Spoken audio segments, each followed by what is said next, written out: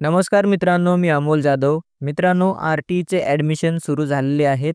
R-T ॲडमिशनचा online form कसा भरायचा, ए to Z process तुम्हाला या व्हिडिओमध्ये सांगणार आहे आणि तसेच किती वय लागतं, डॉक्युमेंट कोणकोणते लागतात, संपूर्ण माहिती या व्हिडिओमध्ये घेणार आहे. ए टू झेड प्रोसेस लाईव्ह असणार आहे. व्हिडिओ नक्की शेवटपर्यंत पहा. चॅनलवरती पहिल्यांदा आला असाल तर चॅनलला सबस्क्राईब करून ठेवा. अशाच महत्त्वपूर्ण व्हिडिओज तुम्हाला भेटत राहतात. तर मित्रांनो, व्हिडिओ सुरू करूया. मित्रांनो, सगळ्यात पहिल्यांदा आपण वयमर्यादा जाणून घेऊया. तुम्ही वयमर्यादा जाणून घेण्यासाठी या चार्टचा उपयोग करू शकता. या चार्टमध्ये तुम्ही पाहू शकताय 1, 2, 3, 4 असे कॉलम दिलेले आहेत. यामध्ये अनुक्रमणिका आहे, प्रवेशाचा वर्ग आहे, वयोमर्यादा दिलेली आहे, दिनांक दिलेला आहे. तर यामध्ये तुम्ही पाहू शकताय प्ले ग्रुप किंवा नर्सरीसाठी जर तुम्ही ॲडमिशन करण्यासाठी इच्छुक असाल तर वयोमर्यादा काय राहणार आहे हे चार्टवरती तुम्ही पाहू शकताय. हे पहा, दिनांक 31 डिसेंबर 2024 रोजीचे किमान वय किती असायला पाहिजे व दिनांक 31 डिसेंबर 2024 रोजीचे कमाल वय किती असायला पाहिजे हे संपूर्ण या चार्टमध्ये दिलेलं आहे. जर तुम्ही प्ले ग्रुप किंवा नर्सरीसाठी अप्लाय करणार असाल तर तुम्हाला इथे कमीत कमी 3 वर्ष वय हे असणं गरजेचं आहे आणि जास्तीत जास्त 4 वर्ष 5 महिने 30 दिवस हे वय मर्यादा असणार आहे. जर तुम्ही ज्युनियर KGसाठी अप्लाय करणार असाल तर तुम्हाला इथे कमीत कमी 4 वर्ष आणि जास्तीत जास्त 5 वर्ष 5 महिने 30 दिवस ही वय मर्यादा राहणार आहे. त्यानंतर जर तुम्ही सिनियर KGसाठी अप्लाय करणार असाल तर किमान वय 5 वर्ष असणं गरजेचं आहे आणि जास्तीत जास्त 6 वर्ष 5 महिने 30 दिवस. जर तुम्ही इयत्ता पहिलीसाठी फॉर्म भरणार असाल तर तुमच्या मुलाचे किंवा मुलीचे 6 वर्ष वय हे पूर्ण पाहिजे किंवा जास्तीत जास्त 7 वर्ष 5 महिने 30 दिवस ही वयोमर्यादा राहणार आहे. तर मित्रांनो, आर-टीचा फॉर्म भरण्यासाठी सगळ्यात पहिल्यांदा तुम्हाला student.maharashtra.gov.in या पोर्टलवरती यायचं आहे. या पोर्टलची लिंक व्हिडिओच्या डिस्क्रिप्शन बॉक्समध्ये डायरेक्टली देण्यात आलेली आहे. यावरती आल्यानंतर तुम्हाला इथे ऑनलाईन ॲप्लिकेशनचा हा एक टॅब दिसणार आहे. यावरती क्लिक करून ऑनलाईन फॉर्म भरायला सुरुवात करायची आहे. फॉर्म भरायला सुरुवात करण्यापूर्वी काही महत्त्वाच्या सूचना इथे देण्यात आलेल्या आहेत. पालकांसाठी या महत्त्वाच्या 15 अशा सूचना आहेत. या सर्व सूचना पालकांनी एकदा वाचून घ्यायच्या आहेत, त्यानंतरच ऑनलाईन फॉर्म भरण्यासाठी पुढे जायचे आहे. तर सगळ्यात पहिल्यांदा आपल्याला ऑनलाईन ॲप्लिकेशन यावरती एकदा क्लिक करून घ्यायचं आहे. इथे आल्यानंतर इथे आपल्याला एक नवीन अकाउंट ओपन करावं लागणार आहे. त्यासाठी तुम्हाला इथे न्यू रजिस्ट्रेशन लिंक ही एक टॅब दिसणार आहे. या ऑप्शनवरती तुम्हाला क्लिक करायचं आहे. यावरती क्लिक केल्याच्यानंतर इथे तुम्हाला जिल्हा निवडायला विचारेल. तर तुम्ही ज्या ठिकाणी राहताय, ज्या ठिकाणी तुम्हाला ॲडमिशन घ्यायचं आहे तो जिल्हा तुम्हाला इथे सिलेक्ट करावा लागणार आहे. त्यानंतर इथे लास्ट नेम, फर्स्ट नेम आणि मिडल नेम म्हणजेच आडनाव, पहिलं नाव आणि मधलं नाव इथे आपल्याला टाकून घ्यायचं आहे विद्यार्थ्याचं. त्यानंतर चाइल्ड डिसेबिलिटी, जर अपंगत्व असेल, मुलगा किंवा मुलगी जर अपंग असेल तर तुम्हाला इथे यस करायचं आहे आणि काही अपंगत्व नसेल तर तुम्हाला इथे नोवरती हे टिक राहू द्यायचं आहे. त्यानंतर इथे चाइल्ड डेट ऑफ बर्थ विचारलेली आहे. जे काही तुमचं जन्म प्रमाणपत्र आहे, बर्थ सर्टिफिकेट, त्यावरती जी जन्मतारीख आहे ती जन्मतारीख तुम्हाला इथे सिलेक्ट करायची आहे. त्यानंतर हा जो कॅप्चा कोड दिसत आहे तो या एंटर कॅप्चा व्हॅल्यू या ठिकाणी टाकून घ्यायचा आहे आणि खाली 10 अंकी मोबाईल नंबर जो आहे तुमचा तो इथे तुम्हाला इथे टाकून घ्यायचा आहे. एवढं केल्यानंतर खाली आपल्याला रजिस्टरचं एक बटन दिसेल, त्यावरती क्लिक करायचं आहे. रजिस्टरवरती क्लिक केल्यानंतर अशा पद्धतीने संपूर्ण माहिती भरून घेतल्यानंतर इथे आपल्याला रजिस्टर एक बटन दिसेल. या रजिस्टर बटनवरती क्लिक करून घ्यायचे आहे. यावरती क्लिक केल्यानंतर तुमचे इथे रजिस्ट्रेशन जे आहे ते सक्सेसफुली झालेले दिसेल. इथे तुम्हाला ॲप्लिकेशन नंबर आलेला दिसेल. हा ॲप्लिकेशन नंबर तुमच्या मोबाईलवरती देखील पाठवलेला आहे. आता यामध्ये तुम्हाला मोबाईलवरती एक वन टाईम पासवर्ड मिळालेला आहे. आता हा रजिस्टर नंबर आपल्याला घेऊन लॉग इन करायचा आहे. त्यासाठी इथे युजर लॉग इन फॉर 2025-26 हे दिसत आहे. ॲप्लिकेशन नंबर विचारत आहे. या ठिकाणी आपण हा ॲप्लिकेशन नंबर जो आहे तो टाकणार आहे. मोबाईलवरती जो पासवर्ड आलेला आहे तो पासवर्ड आपल्याला पासवर्डच्या ठिकाणी टाकून घ्यायचा आहे. कॅप्चा कोड टाकून लॉग इन करून घ्यायचा आहे. तर मी पटापट सर्व माहिती भरून घेतो. संपूर्ण माहिती भरून घेतल्यानंतर आपल्याला लॉग इन या बटनवरती एकदा क्लिक करून घ्यायचे आहे. लॉग इन या बटनवरती क्लिक केल्यानंतर चेंज पासवर्डसाठीची ही पॉपअप विंडो तुमच्यासमोर ओपन होईल। इथे तुम्हाला ओल्ड पासवर्ड विचारला जाईल, तर ओल्ड पासवर्ड टाकायचा आहे जो तुमच्या मोबाईलवरती आलेला आहे। त्यानंतर इथे तुम्हाला एक नवीन पासवर्ड सेट करायचा आहे। त्यासाठी तुम्ही इथे तुमचे नाव @123 अशा प्रकारे पासवर्ड सेट करू शकता। तर आपण इथे नवीन पासवर्ड टाकून घेतलेला आहे, दोन्ही ठिकाणी नवीन पासवर्ड टाकायचा आहे। त्यानंतर तुम्हाला इथे सबमिट हे बटन दिसेल, यावरती एकदा क्लिक करायचं आहे। यावरती क्लिक केल्यानंतर सक्सेसफुली अशा प्रकारे आपल्याला पॉपअप आलेला दिसेल, यावरती तुम्हाला एकदा क्लिक करायचं आहे। यावरती क्लिक केल्यानंतर आता परत आपल्याला लॉग इनसाठीचं पेज आलेलं दिसेल। इथे आपल्याला परत ॲप्लिकेशन नंबर जो आहे तो टाकून घ्यायचा आहे। ॲप्लिकेशन नंबर टाकल्यानंतर इथे आपण जो नवीन पासवर्ड बनवला होता तो पासवर्ड एकदा टाकून घ्यायचा आहे। पासवर्ड टाकल्यानंतर हा जो कॅप्चा दिसत आहे हा कॅप्चा आहे असं आपल्याला बघून इथे एंटर करायचं आहे। कॅप्चा एंटर केल्यानंतर आपल्याला परत लॉग इन करायचं आहे। तर लॉग इनसाठी इथे लॉग इन बटन दिसत आहे, यावरती एकदा क्लिक करून घ्यायचं आहे। एवढं केल्यानंतर तुम्ही आता लॉग इन झालेला आहात। RTEचा फॉर्म भरण्यासाठी सगळ्यात पहिली इन्फॉर्मेशन म्हणजे इथे आपल्याला चाइल्ड इन्फॉर्मेशन भरायची आहे।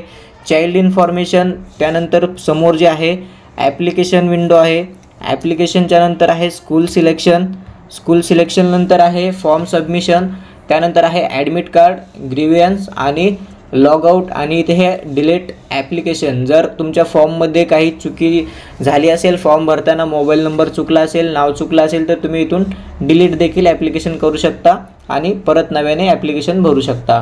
तर इथे चाइल्ड इन्फॉर्मेशनमध्ये सगळ्यात महत्त्वाचं आपल्याला लास्ट नेम, फर्स्ट नेम आणि मिडल नेम म्हणजेच तुमचं नाव, आडनाव आणि वडिलांचं नाव ऑटोमॅटिकली भरलेलं आलेलं असेल। आता इथे बालकाचं पूर्ण नाव मराठीमध्ये विचारलेलं आहे, तर इथे मराठीमध्ये जर तुमचं टायपिंग होत नसेल तर व्हॉट्सअपवरती किंवा एखाद्या ट्रान्सलेटमध्ये कशामध्ये तरी तुम्ही ते मराठी नाव लिहून कॉपी पेस्ट करून घेऊ शकता आणि अशा पद्धतीने तुम्हाला इथे हा संपूर्ण फॉर्म भरून घ्यायचा आहे। मित्रांनो, लॉग इन झाल्यानंतर सगळ्यात पहिल्यांदा इथे आपल्याला चाइल्ड इन्फॉर्मेशन भरायची आहे, त्यानंतर ॲप्लिकेशन करायचे आहे, स्कूल सिलेक्शन करायचं आहे, फॉर्म सबमिशन करायचं आहे। अशा महत्त्वाच्या ह्या टॅब्स आहेत। जर फॉर्ममध्ये काही चुकीचे झाले असल्यास, मोबाईल नंबर किंवा नाव चुकले असेल, तर तुम्ही इथे डिलीट ॲप्लिकेशन करू शकता। चाइल्ड नेममध्ये आपण भरलेली माहिती जी आहे रजिस्ट्रेशन करताना फर्स्ट नेम, मिडल नेम आणि लास्ट नेम इंग्लिशमध्ये ऑटोमॅटिकली आलेलं दिसणार आहे। आता इथे बालकाचे पूर्ण नाव मराठीमध्ये टाकायचे आहे, तर तुम्ही याच्यासाठी जर इथे मराठीमध्ये टाईप होत नसेल तर तुम्ही व्हॉट्सअपवरती टाईप करून घ्यायचं आहे मराठीमध्ये आणि ते कॉपी पेस्ट करून अशा प्रकारे इथे संपूर्ण माहिती भरून घ्यायची आहे। त्यानंतर मदर नेम विचारलेलं आहे, तर इथे तुमच्या आईचे संपूर्ण नाव टाकून घ्यायचे आहे, तसेच मराठीमध्ये आईचे संपूर्ण नाव टाकून घ्यायचे। त्याचप्रमाणे वडिलांचे इंग्लिशमध्ये संपूर्ण नाव टाकायचे, वडिलांचे नाव जे आहे ते मराठीमध्ये संपूर्ण टाकून घ्यायचे। त्यानंतर इथे बर्थ डेट जी आहे ते आपण सिलेक्ट केलेली ऑटोमॅटिकली असणार आहे। त्यानंतर इथे तुम्हाला जेंडर सिलेक्ट करायला विचारेल, मेल आहे की फिमेल आहे, तर आपण हे जेंडर सिलेक्ट करायचे। इथे तुमचं वय जे आहे ते ऑटोमॅटिक कॅल्क्युलेट होऊन आलेलं दिसणार आहे। पॅरेंट स्टेटस हा ऑप्शनल आहे, तुम्हाला सिलेक्ट करायचं तर करू शकता, अन्यथा सोडून दिला तरी चालेल। तर इथे तुम्ही जनरल हे सिलेक्ट करू शकता। त्यानंतर इथे आपल्याला आता ॲड्रेस भरायचा आहे, तर तुम्ही ज्या ठिकाणी राहताय तर तो इथे ॲड्रेस तुम्हाला हाऊस किंवा बिल्डिंग नंबर टाकायचा आहे। तर संपूर्ण जो काही तुमचा पत्ता आहे, जो तुमचा रहिवासी पुरावा म्हणून तुम्ही देणार आहे तो पत्ता इथे टाकायचा आहे। ससाने नगर जो काही तुमचा पत्ता आहे तो इथे तुम्ही टाकून घ्यायचा आहे। स्ट्रीट नेम जे आहे ते टाकून घ्यायचं आहे। त्यानंतर लोकॅलिटी ते संपूर्ण टाकल्यानंतर इथे तुमचा जिल्हा ऑटोमॅटिकली सिलेक्ट असणार आहे। तालुका निवडायचा आहे तुम्हाला या ड्रॉपडाऊन बॉक्समधून। त्यानंतर तुमचं जे गाव आहे, विलेज कुठे आहे, काय आहे ते इथे तुम्हाला सिलेक्ट करायचं आहे। ही संपूर्ण माहिती भरून घेतल्यानंतर आपल्याला खाली इथे सेव्हचा एक ऑप्शन दिसणार आहे, यावरती क्लिक करून घ्यायचं आहे। तर इथे एक प्रश्न राहिला होता आपला, यापूर्वी RTE 25% अंतर्गत प्रवेश घेतला आहे काय, तर इथे तुम्हाला नोवरती स्टिक राहू द्यायचं आहे। जर घेतला असेल तर तुम्हाला येसवरती क्लिक करावं लागणार आहे। तर आपण इथे सेव्ह या बटनवरती क्लिक करून घेतलेलं आहे। थोडा वेळ इथे लोडिंग होईल। लोडिंग झाल्यानंतर इथे तुम्हाला आता सेव्ह एडिट गुगल मॅपचा एक ऑप्शन जो आहे तो इथे ओपन झालेला बघायला मिळेल। तर ओपन झाल्यानंतर आपल्याला कशा पद्धतीने इथे सिलेक्ट करायचं ते देखील आपल्याला याच व्हिडिओमध्ये बघायला मिळणार आहे। तर व्हिडिओ शेवटपर्यंत पहा। तुम्ही पाहू शकता इथे चाइल्ड डिटेल सेव्ह सक्सेसफुली झाल्यानंतर इथे सेव्ह आणि एडिट गुगल ॲड्रेस हा एक ऑप्शन आलेला दिसेल, यावरती तुम्हाला क्लिक करायचं आहे। यावरती क्लिक केल्यानंतर आपल्यासमोर गुगल मॅप ओपन होणार आहे। गुगल मॅप ओपन झाल्यानंतर तुम्ही इथे पाहू शकताय अशा पद्धतीने हे गुगल मॅप ओपन होईल। इथे तुम्हाला झूम आउट झूम इन करण्याचे ऑप्शन दिलेले आहेत। आता इथे आपल्याला बघायचं आहे की आपलं घर जे आहे ते नेमकं कुठं आहे आणि त्या ठिकाणी आपल्याला हा जो रेड कलरचा डॉट आहे तो त्या ठिकाणी आपल्याला नेऊन ठेवायचा आहे। तर मी इथे झूम करून घेतो। झूम करून घेतल्यानंतर आपल्याला पाहायचं आहे की आपलं जे घर आहे ते कुठे आहे आणि त्या ठिकाणी आपल्याला हा जो रेड कलरचा बलून आहे हा बलून आपल्याला त्या घरावरती नेऊन ठेवायचा आहे। तर अशा पद्धतीने आपल्याला हे आपलं लोकेशन जे आहे ते सेट करायचं आहे। लोकेशन सेट केल्यानंतर इथे आपल्याला सेव्ह अँड अपडेट यावरती क्लिक करायचं आहे। लक्षात ठेवा हा जो रेड कलरचा बलून आहे तो तुम्हाला इकडे तिकडे चेंज करण्यासाठी तुम्हाला 5 वेळा चान्स आहे। 5 वेळेच्या नंतर तुम्ही याला इकडे तिकडे बदलू शकत नाही किंवा अपडेट करू शकत नाही, त्यामुळे काळजीपूर्वक अपडेट करा। सेव्ह आणि अपडेट यावरती क्लिक करायचं आहे। त्यानंतर इथे ओके बटनवरती क्लिक करायचं आहे। लॅटिट्यूड आणि लॉन्गिट्यूड ॲटोमॅटिकली इथे आलेलं दिसेल। त्यानंतर आपल्याला इथे सेव्ह या बटनवरती एकदा क्लिक करून घ्यायचं आहे। त्यानंतर चाइल्ड डिटेल सेव्ह सक्सेसफुली असा पॉपअप येईल। त्यानंतर आपल्याला आता पुढची टॅब ओपन करायची आहे ती म्हणजे ॲप्लिकेशन। आता ही ॲप्लिकेशन विंडोमध्ये काय काय आहे तर इथे आपल्याला कोणत्या इयत्तेसाठी प्रवेश घ्यायचा आहे हे तुमच्या वयानुसार इथे स्टँडर्ड जे आहे ते वयानुसार येतात। तर इथे आपलं वय जे आहे ते 6 वर्षापेक्षा जास्त आहे, त्यामुळे इथे फक्त फर्स्ट स्टँडर्ड हेच येत आहे। तुमचं जर वय कमी असेल तर तुम्हाला ज्युनियर आणि सिनियर KGसाठी ऑप्शन दिसतील। त्यानंतर इथे आपल्याला सिलेक्ट करायचं आहे रिलिजन म्हणजेच तुमचा धर्म। तर इथे आपला धर्म जो आहे तो आपल्याला इथून सिलेक्ट करायचा आहे। त्यानंतर सिलेक्ट कॅटेगरी, यामध्ये general, SC ST OBC VJ SBC NTB NTC NTD other आणि SEBC अशा भरपूर साऱ्या कॅटेगरी आहेत। तर यामध्ये आपण जी काही आपली कॅटेगरी आहे ती कॅटेगरी इथून सिलेक्ट करायची आहे। लक्षात ठेवा जर तुम्ही कास्ट कॅटेगरीमध्ये येत असाल तर caste certificate is mandatory at the admission time हे सांगण्यात आलेलं आहे, ठीक आहे। आणि जर तुम्ही ओपनमध्ये येत असाल तर तुम्हाला कास्ट सर्टिफिकेट लागणार नाही, परंतु तुम्हाला इन्कम सर्टिफिकेट जे आहे ते इथे लागणार आहे।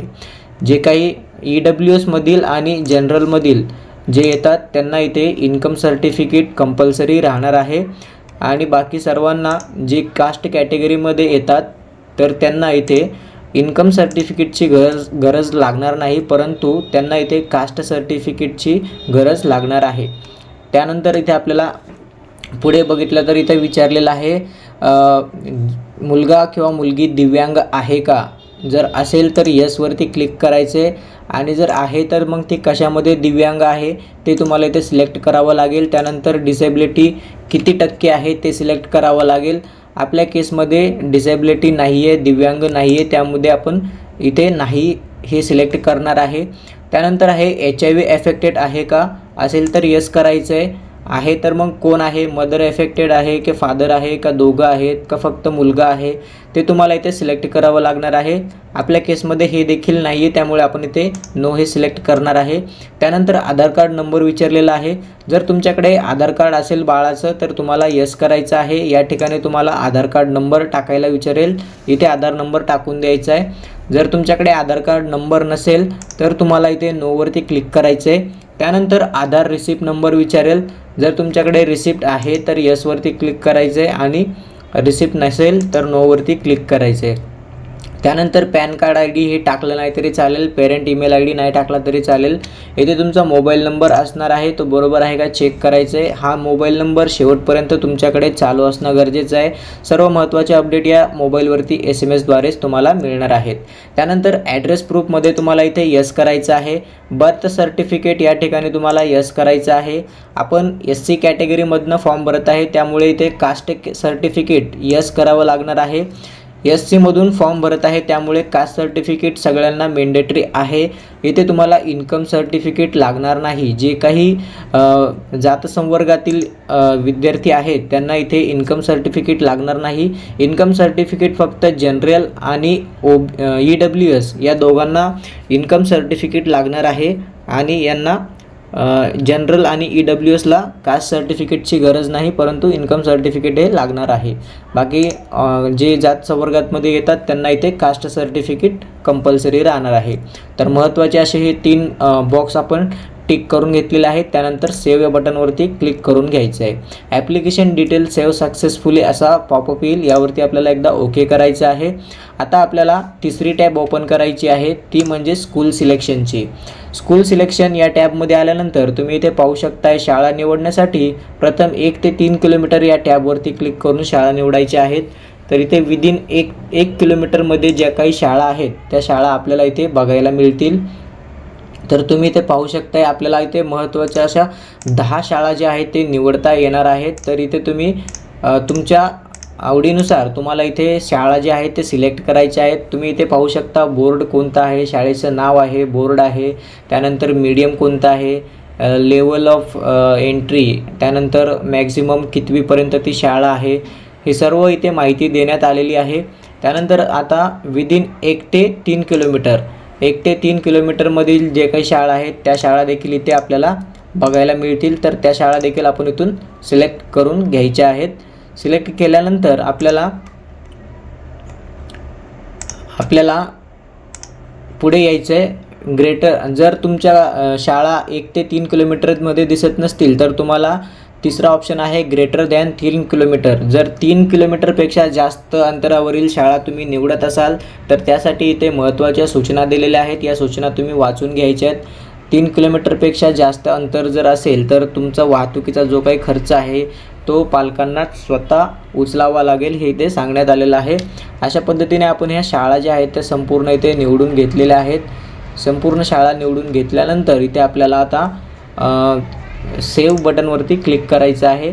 सेव्ह या बटनवरती क्लिक केल्यानंतर स्कूल सिलेक्शन सेव्ह सक्सेसफुली हा SMS आपल्याला दिसेल, यावरती ओके करायचं आहे. परत एकदा स्कूल सिलेक्शन या टॅबवरती क्लिक करायचं आहे. यावरती क्लिक केल्यानंतर तुम्ही ज्या शाळा निवडलेल्या आहेत त्या संपूर्ण 10 शाळांची लिस्ट इथे तुम्हाला आलेली दिसेल. त्यानंतर इथे त्या शाळांचे नाव दिसतील, बोर्ड दिसेल, शाळेचा ॲड्रेस दिसेल, त्यानंतर याचं अंतर किती आहे शाळेचं ते दिसेल, मीडियम कोणतं आहे ते दिसेल, मिनिमम स्टँडर्ड कितवीपासून प्रवेश आहे, कितवीपर्यंत ती शाळा आहे, संपूर्ण माहिती तुम्हाला इथे दिसेल. यानंतर आता आपल्याला पुढचा टॅब आहे फॉर्म सबमिशन. तर फॉर्म सबमिशनमध्ये एकदा क्लिक केल्यानंतर संपूर्ण भरलेली माहिती बरोबर आहे का ही क्रॉस व्हेरीफाय करायची आहे. एक ना एक स्पेलिंग बरोबर आहे का, आधार कार्डवरती, जन्मदाखल्यावरती सर्वीकडे एकसारखं नाव आहे का, एकसारखी जन्मतारीख आहे का, हे सर्व बघून घ्यायचं आहे. त्यानंतर सर्व भरलेली माहिती जर बरोबर असेल तरच तुम्हाला फॉर्म पुढे सबमिट करायचा आहे. जर अजून पण तुम्हाला फॉर्ममध्ये काही चुकीचं वाटत असेल, काही चुकलं असेल, मोबाईल नंबर असेल किंवा नावात स्पेलिंग चुकली असेल तर इथून तुम्ही डिलीट ॲप्लिकेशन याचा उपयोग करून तुम्ही ॲप्लिकेशन डिलीट करून परत नव्याने अर्ज करू शकता. परंतु एकदा तुमचा जर फॉर्म सबमिट झाला तर तुम्हाला परत नवीन फॉर्म भरता येणार नाही किंवा त्यामध्ये कुठलाही चेंजेस करता येणार नाही. संपूर्ण माहिती भरलेली बरोबर असेल तर तुम्हाला यावरती एकदा क्लिक करायचं आहे. यावरती टिक केल्यानंतर अर्ज सबमिट करण्यापूर्वी लोकेशन वगैरे सर्व बघून घ्या, इथे सांगण्यात आलेलं आहे. त्यानंतर इथे कन्फर्म अँड सबमिट यावरती तुम्हाला एकदा क्लिक करायचं आहे. तर इथे विचारेल are you sure to confirm the application, तर इथे ओके करायचं आहे. त्यानंतर इथे आपल्याला सांगितलेलं आहे application is confirm now, you can not make any changes. एकदा तुम्ही ॲप्लिकेशन सबमिट केल्यानंतर यामध्ये तुम्हाला कुठल्याही प्रकारचे चेंजेस करता येणार नाही, हे इथे आपल्याला सांगण्यात आलेलं आहे. तर आपण इथे ओके करणार आहे आणि आता आपलं ॲप्लिकेशन जे आहे ते इथे परत एकदा फॉर्म सबमिशन यावरती क्लिक करायचं आहे. यावरती क्लिक केल्यानंतर आता आपण संपूर्ण फॉर्म जो आहे तो भरलेला आहे याची PDF आपल्याला इथून जनरेट PDF यावरती क्लिक करून घ्यायचं आहे. आता तुम्ही संपूर्ण जो फॉर्म भरलेला आहे त्याची प्रिंट इथून तुम्ही काढू शकताय. अशा पद्धतीने RTEचा संपूर्ण फॉर्म कसा भरायचा याबद्दलचा हा व्हिडिओ होता. इथून तुम्ही डायरेक्टली याची प्रिंट किंवा PDF सेव्ह करून ठेवू शकता. तर अशाच महत्त्वपूर्ण व्हिडिओज आणि माहितीसाठी आपले YouTube चॅनल नक्की सबस्क्राईब करून ठेवा. धन्यवाद. जय हिंद, जय महाराष्ट्र.